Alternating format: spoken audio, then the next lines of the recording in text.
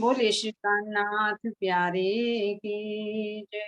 श्री सतगुरु महाराज की जय। जय श्री कान्हा धाम की जय। जय सर्वसुंदर साथ की जय। गुरु सतगुरु चरण को करूं सुप्रीम प्रणाम। अशुभ हरण मंगल करण देव चंद्र जी नाम।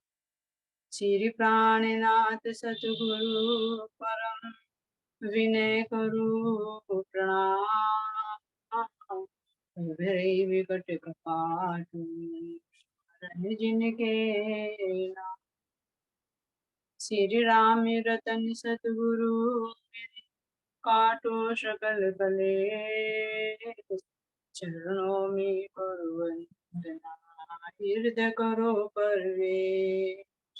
श्री प्राणनाथ निज मूलपति सिर में है राज शोभना।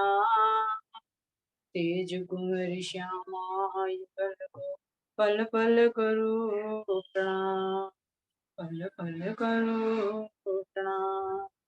बोलिए श्री प्राणनाथ प्यारे की जय। श्री सतगुरु महाराज जी की। सभी सुंदर साथ के चरणों में कोटि कोटि प्रेम प्रणाम जी। तो सुंदर साथ जी,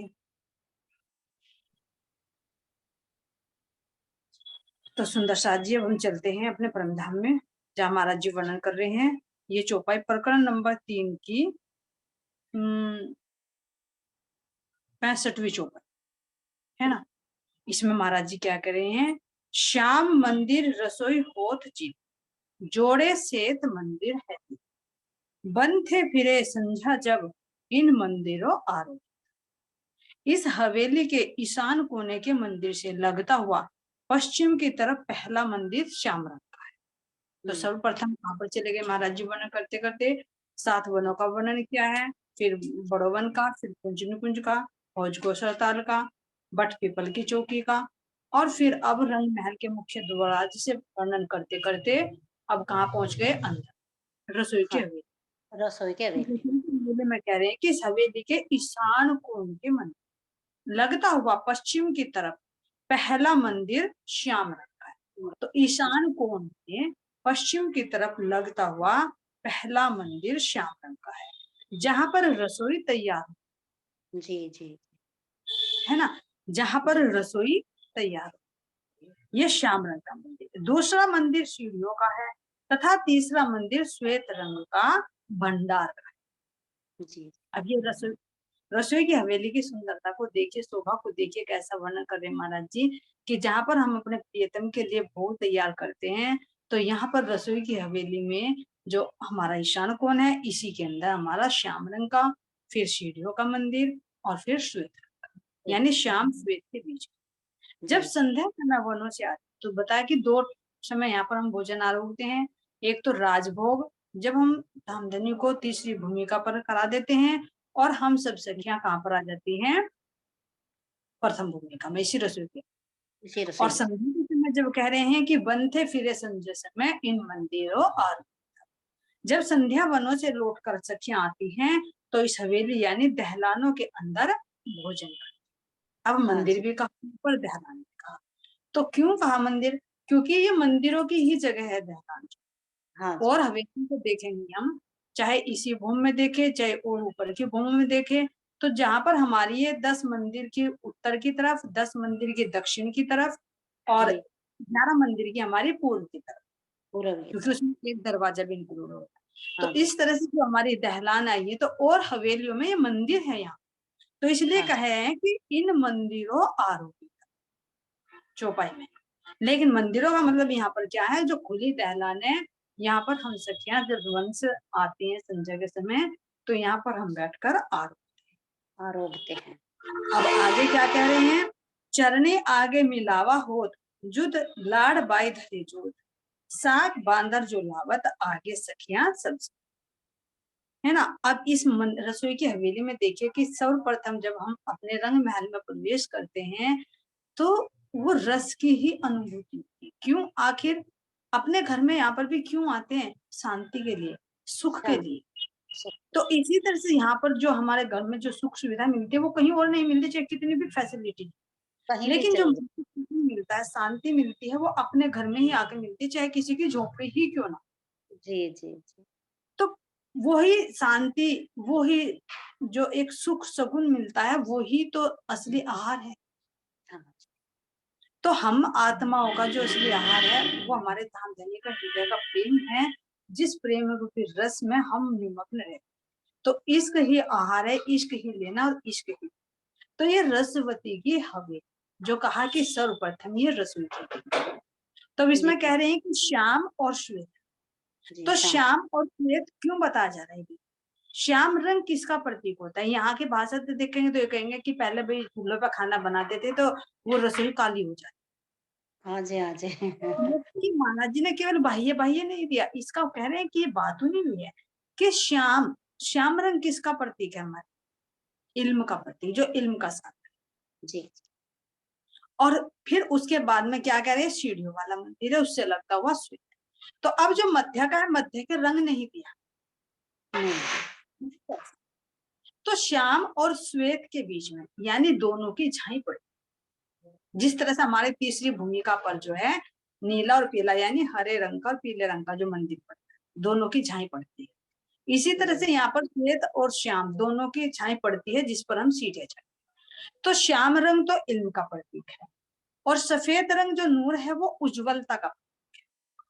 तो अब ये देखिए, जब हमारे अंदर इल्म आएगा, पहचान होगी धामधनी की, इस माया किसकी हमारे प्रति, हम जागरूक होंगे इस माया के प्रति, विकारों के प्रति, तो तभी तो हमारे अंदर ये विकार छूटते चले जाएंगे और उज्ज्वलता आती चली जाएगी।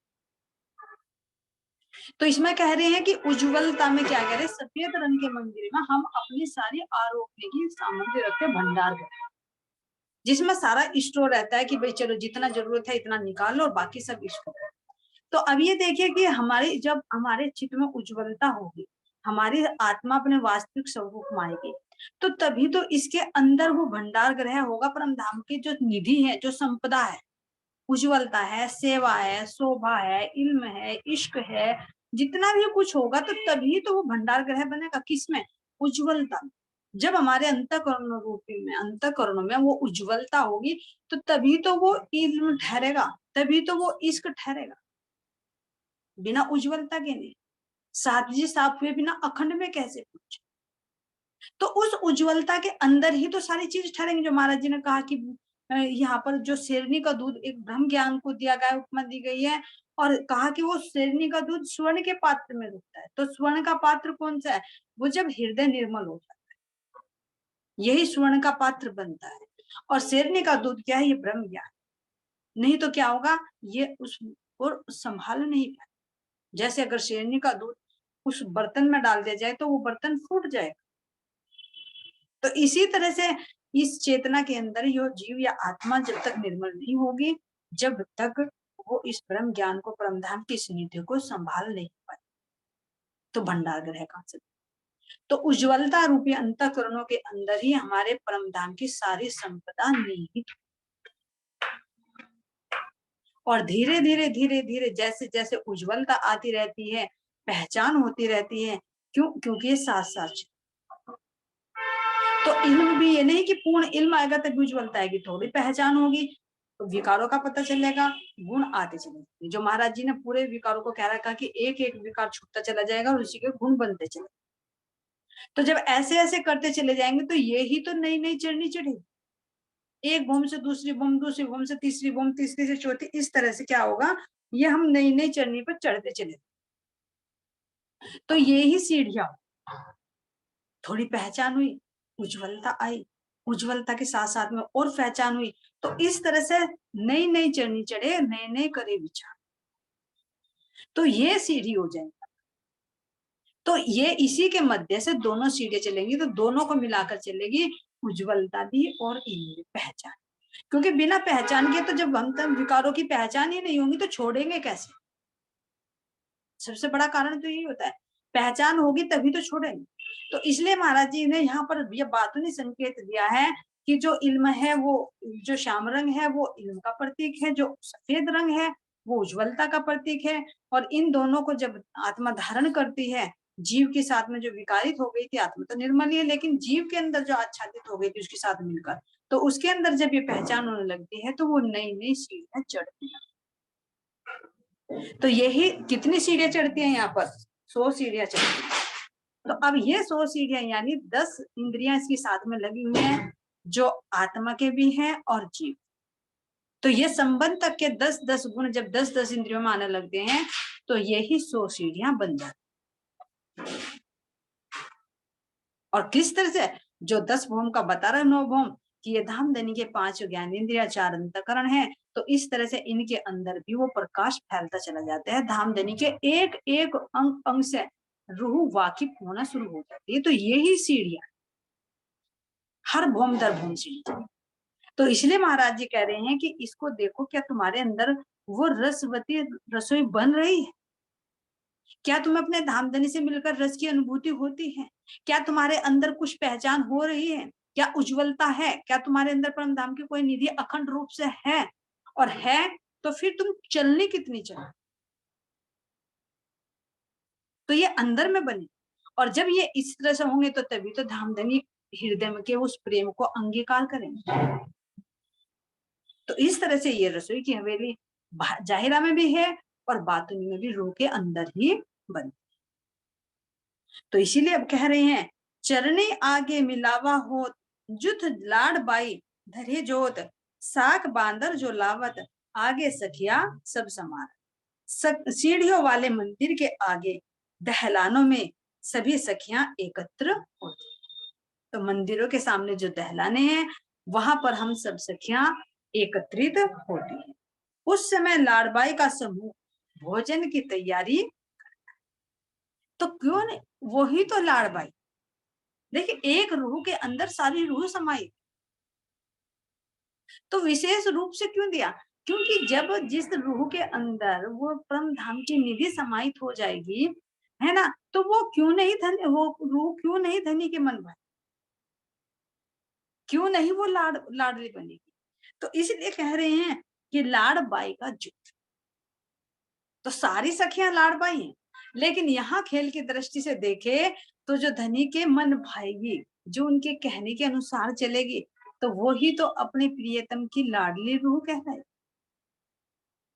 और उसका जो यानी उसके अंदर जितने भी गुण है, सारी रूह क्या है? हर रूह, हर एक धामधनी के गुण का प्रकाश, उन्हीं का ही प्रकाश है। तो यही लाड़बाई का जुट कह रहे, इसलिए कह रहे सीढ़ियों वाले मंदिर के आगे दहलानों में सभी सखियां एकत्र होती हैं। उस समय लाड़बाई का समूह भोजन की तैयारी करता है। अन्न वन से बंदर जो साग आदि लाते हैं उसे यहाँ लाकर सखियों को दे देते हैं, जिन्हें सखियां प्यार से तैयार कर। तो ये बंदर भी क्या है? ये हमारे पीछे भी आया है कि हमारे खिलौने, ये हमारे सहायक भी होते। तो जैसे जैसे हम अन्न वन से साग तरकारी लेकर आते हैं अपने प्रियतम के लिए, जैसे हमारे अलग अलग जूथ हैं, जो 35 जूथ उसमें चले जाते हैं अलग अलग लीला करने के लिए, 5 जूथ, 35 तो उसी रंग महल के अंदर रह जाते हैं। लाड़बाई का जूथ रसोई की सेवा करने लगता है, और जो 4 जूथ अलग अलग सेवा के लिए जाते हैं।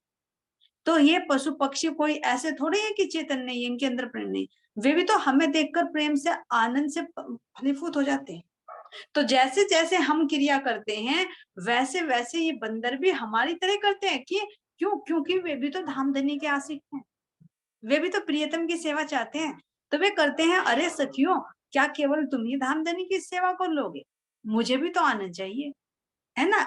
वहां पर क्या करे कि सेवा नहीं, वहां पर सब आनंद के लिए करना पड़ता है, कोई बाउंडेशन नहीं है।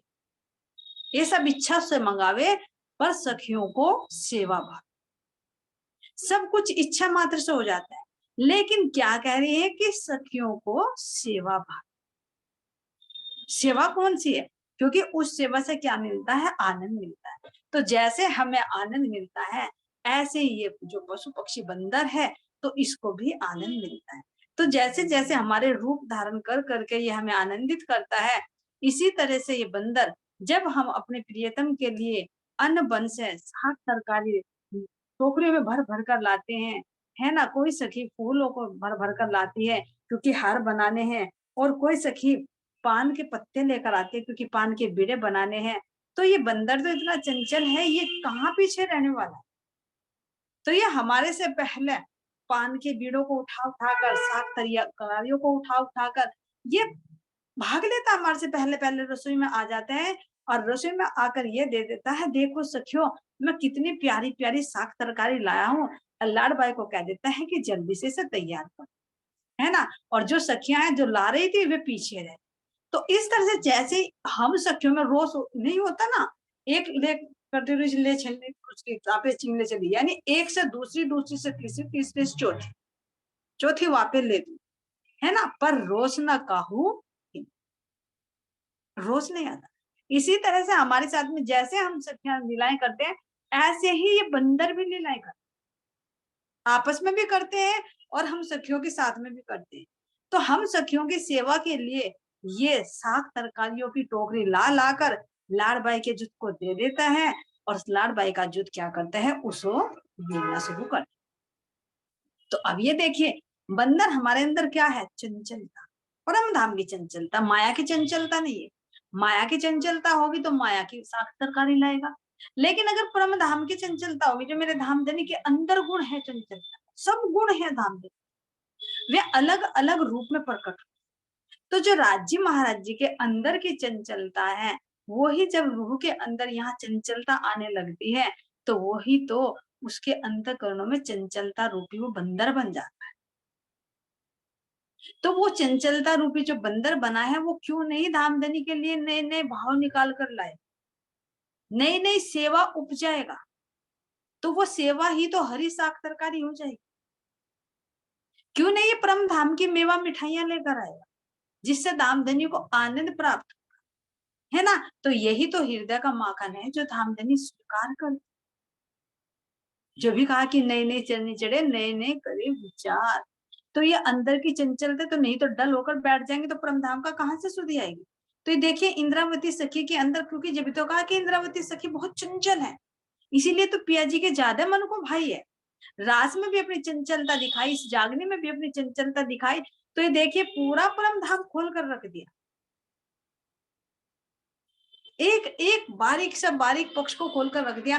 धामधनी के हृदय में जितने भी सागर छिपे हुए वे सब खोल कर रख। किस कारण, जब वो धामधनी के मन को भाई, तो धामधनी ने अपना दिल खोल और उनके हृदय में विराजमान हो गए। तो ये कौन सा गुण है, ये परम धाम की हमारी चंचलता है, जो अंदर का गुण, अंदर के नए नए विचार खोलकर लाता है धामधनी का। तो इसी तरह से चाहे चंचलता हो चाहे शीतलता, ये हर एक गुण हर एक पशु पक्षी के रूप में विराजमान। तो इसलिए कह रहे हैं कि साक बांदर जो लावत, आगे सखियां सब समान। तो वे ला लाकर सखियों को दे देते हैं प्रथम भूमिका में, और सखियां क्या करती हैं, यहाँ पर इनको बीनना शुरू कर देती। तो अब बीनना क्या है, देखिए परम धाम के अंदर तो कोई विकार है ही नहीं भाई, यहाँ की भांति तो नहीं है कि यहाँ तो भाई अगर साग भी ले आए तो उसकी जड़ें हैं, उसमें मिट्टी लगी हुई है, साफ करना पड़ेगा। तो परम धाम के अंदर तो नहीं है। अब ये देखे कैसे साफ करना है, जो परम धाम की चंचलता, वो परमधामनी के लिए अंदर का रस, अंदर का ज्ञान, अंदर का कोई प्रकाश निकाल कर ला रही है, तो उसके साथ में जीव भी तो है। तो जीव माया के लेकर आता है। मान लीजिए जैसे तुम ध्यान में बैठे हो, तो ध्यान में बैठेंगे तो पहले क्या होगा, माया के ही विकार है, माया के ही विचार है। तो वो चंचलता ही तो क्या करेगी, अरे इसको छोड़, ये तो गंदा है, अपने धामधनी के अपने परम धाम का ऊपर को।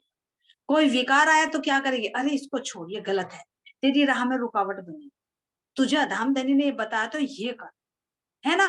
तो यही तो तरकारी साफ करनी है। और कैसे करेगी, जब अंदर प्रकाश होगा, सत्य का और वास्तव मिथ्या का पता होगा, गुणों का और अवगुणों का पता होगा, तो तभी तो वो करेगी। अगर पता ही नहीं तो कैसे करे। तो इस तरह से जब ये चंचलता रूपी बंदर परम धाम का निकाल कर लाता है ना, और इसमें माया के जो विकार आ जाते हैं, तो इसको वो छान देता है, बीन देता है। क्यों, क्योंकि धामधनी को ये माया के विकार नहीं चाहिए। उसको निर्मल हृदय चाहिए, और कर देते हैं धामधनी, क्योंकि करने वाले भी धामधनी। हम ये सोचे कि हम अपने आप हो जाएंगे निर्मल, अपने आप विकारों को छोड़ देंगे, नहीं। नाम रूह का दिया गया है, लेकिन करने वाले धामधनी ही है। जैसे भी बताया कि रूह के रूप में भी धामधनी है, उसके जो बंदर बना चंचलता वो भी धामधनी का गुण है। तो आखिर कर कौन रहे? जैसे यहाँ खेल में कहा कि प्रकट तो सब कुछ धामधनी ने किया, लेकिन शोभा किसको दी? इंद्रावती जी को। तो इस तरह से करने वाले तो धामधनी हैं, लेकिन शोभा किसको दे रहे हैं? आत्मा को दे रहे हैं। और आत्मा जो इस जीव के साथ हो गई है, लग गई है, तो जीव को तो प्रियतम तो करना। जैसे यहाँ पर कहते हैं कि भाई प्रकृति अन्न को पैदा तो कर देती है, लेकिन किसान को मेहनत तो करनी पड़ेगी। ये तो नहीं कह सकते कि भाई जमीन में से अपने आप उग जाएगा। हाँ उगेगा, लेकिन उसके लिए प्रयत्न करना पड़े। और अगर हाथ पर हाथ रखकर बैठ जाए तो क्या फसल उग जाए? जो उसके अंदर है वो भी नहीं आ पाए। तो इसी तरह से धामधनी ने हमें ब्रह्म ज्ञान दिया है, इसके प्रकाश में हमें प्रयत्न करना पड़ेगा। जो धामधनी कह रहे कि ये छोड़ना, तो वो छोड़ना पड़ेगा बल्ला। जो कह रहे ये पकड़ना है, तो ये पकड़ना पड़ेगा। तो तभी तो चलनी बनेगी, और तभी तो वो रूप प्रियतम के मन पाए। तो इस तरह से हमारे अंदर ही ये हमारा चंचलता रूपी बंदर किस तरह से धामधनी के लिए नए नए साग तरकारी लेकर आता है, और किस तरह से फिर ज्ञान के प्रकाश में, स्तारतम ज्ञान के उजाले में रूह विकारों को छोड़ देती है, और धामधनी के लिए अच्छी अच्छी चीजों को अपने हृदय में संभाल कर रखती है कि मेरे धामधनी हृदय में आए, उनको थोड़ा सा भी कोई चीज कष्ट न, मेरे प्रियतम को बुरी न, है ना। तो इस तरह से वो ध्यान रखती है, और प्रियतम के लिए सुंदर भोजन तैयार करती है। आप कह रहे हैं कि कई चौक चबूतरे अंदर, कई विध गलियां मंदिर, कई जड़ाव दीवाल द्वार जोत धरे, ये जुबा वर्णन कैसे? रंग महल में अनेकों चौक और चबूतरे, रंग महल में अनेकों चौक और चबूतरे। चौक कहाँ पर बनता है? देखिए, जहां पर हमारी गोल हवेलियां हैं, तो गोल हवेलियों का चौराहे, वहां पर क्या बनता है? चौक बनता है। और जहां पर हमारी चौकोर हवेलियां हैं, उनके कॉर्नर पर कमर भर ऊंचे ऊंचे क्या बनते हैं? चबूतरे। तो ये तो हुई बाहर की। इसी तरह से मंदिरों के, उस हवेलियों के अंदर पहला मंदिरों की हार आती है, फिर मंदिरों से अंदर की तरफ और बाहर की तरफ थंबों की हार आती है, और फिर अंदर जब जाते हैं तो 3 सीढ़ियां चढ़कर सुंदर चबूतरा आता है। तो इसलिए कह रहे कि रंग महल के अनेकों चौक और चबूतरे हैं, अनेक प्रकार की गलियां और मंदिरों की शोभा हो, अनेकों प्रकार की गलियां। अब ये गलियां भी गोलाई में भी गलियां गई हैं, आड़ी भी गई हैं, और खड़ी भी। और मंदिरों को कह रही है कि जो चकोर हवेलियां हैं उनमें तो चकोर मंदिर हैं, जो गोल हवेलियां हैं उसमें सुंदर गोलाई लिए हुए मंदिरों की शोभा, जो हटकर है। और जो पंच महल आते हैं, उन मंदिरों की शोभा अलग है, उनमें चारों दिशा में 5 ही मंदिर हैं। और फिर अंदर हम नौ चौक में जाते हैं, तो वहां पर जुड़ाफे के मंदिर आते हैं, जो एक दूसरे से जुड़े हैं। फिर हवेलियों में अलग अलग दो दो कतारों में आए हैं। तो इस तरह से कह रहे हैं कि पूरे रंगमहल के अंदर देखें तो अनेक तरह के चौक हैं, अनेक तरह के चबूतरे हैं, अनेक प्रकार की गलियां हैं, तथा मंदिरों की शोभा। और इन पर जो कल भी वर्णन आया है कि इन थंबों के ऊपर, इन मंदिरों के ऊपर, इन गलियों में, ऊपर छत पर भी, नीचे फर्श पर भी, जितनी सुंदरता देखी इतनी सुंदरता कम है। एक एक नग में से अनंत तरह का प्रकाश निकलता है। तो महाराज जी कह रहे कि जैसे मूल मिलाव के अंदर जब उन चारों दिशाओं से जो थंबों का प्रकाश निकलता है, तो इसमें ये नहीं देख पाती कि कौन सा नूर कौन से रंग से प्रकट हो रहा है, सारे में नूर ही नूर भरा हुआ है। तो इस तरह से ये हमारा पूरा रंग महल है, जो चारों दिशाओं में नूर ही नूर प्रकाशित, नूर से नूर तक। तो इसलिए कह रहे हैं कि अनेक प्रकार के मंदिरों की शोभा हो रही है, दीवालों तथा दरवाजों के ऊपर अनेक प्रकार के जगमगाते हुए नग।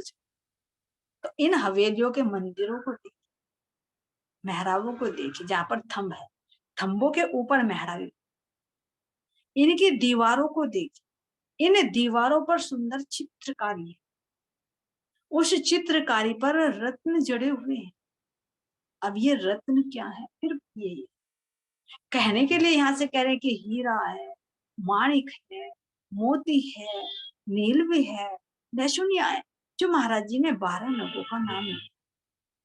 अब ये विचार करिए, कह रहे हैं कि ये नो जो नग मैं नाम ले रहा हूँ, ये तो सब यहाँ का मिट्टी तत्व है, तो परम धाम के अंदर कैसे ये मिट्टी तत्व चला गया।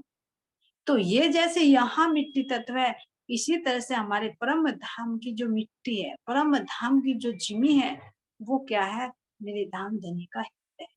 और इस हृदय में कितने गुण भरे हुए, तो वे गुण रत्न ही तो, वे जो गुण है वे रत्न ही है।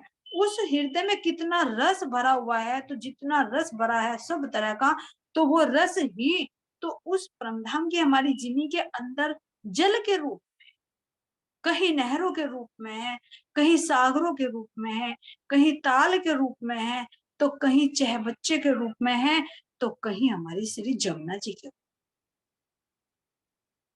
वो हमारी इस परम धाम की जिमी जितना भी खुशबू अपने अंदर समाये हुए है, वो सारी खुशबू को बाहर निकाल, इसीलिए हर चीज में खुशबू।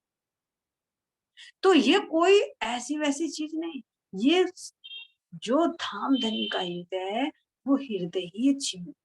तो ये जो रत्न है, ये मेरे धाम धनी के हृदय के गुण हैं, जिनको महाराज जी कह रहे हैं कि मैं उसका वर्णन करने के लिए यहाँ की उत्तम से उत्तम चीज को ले रहा, और ये उत्तम से उत्तम चीज लेते हुए भी मुझे दुख होता है। क्यों होता है ये देखिए, क्योंकि आत्मा उसको देख रही है, उसको अनुभव कर रही है कि वो नूर क्या है, वो उज्ज्वलता मेरे धामधनी के अंदर की क्या है। तो उस उज्ज्वलता को अगर देख रही है, वो एहसास कर रही है, उसमें आनंद है, उसमें शीतलता है, उसमें नूर है, उसमें प्रकाश है, वो सब तरह का रूप धारण करता है। तो कहाँ तो वो उज्ज्वलता जो सारे गुणों को अपने अंदर समाहित किए हुए है, और उस उज्ज्वलता को मैं यहाँ के पत्थर से उपमा दूं, जो जड़ है हीरा, अगर हीरा कह दिया, जो मेरे धामधनी के अंदर की शोभा है, जो सारे गुणों को अपने अंदर समाहित किए हुए है, जिस शोभा में मैं डूबकर मैं भी लाल हो जाती हूँ, जो मुझे आनंद देती है, तो ये देखिए उस शोभा को यहाँ के मैं माणिक से कैसे उपमा।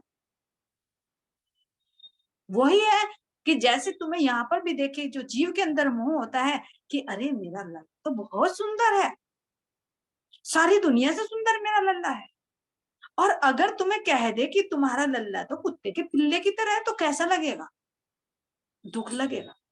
तो ये तो यहाँ लौकिक की बात है, जबकि वो तो मिट्टी है, हो सकता है अगले जन्म में पिल्ला ही बन जाए, लेकिन फिर भी फीलिंग देखिए, एक माँ को कितना बुरा लगेगा, अरे मेरे बच्चे को कुतिया का पिल्ला कह रही है, मेरा तो लाल इतना प्यारा है।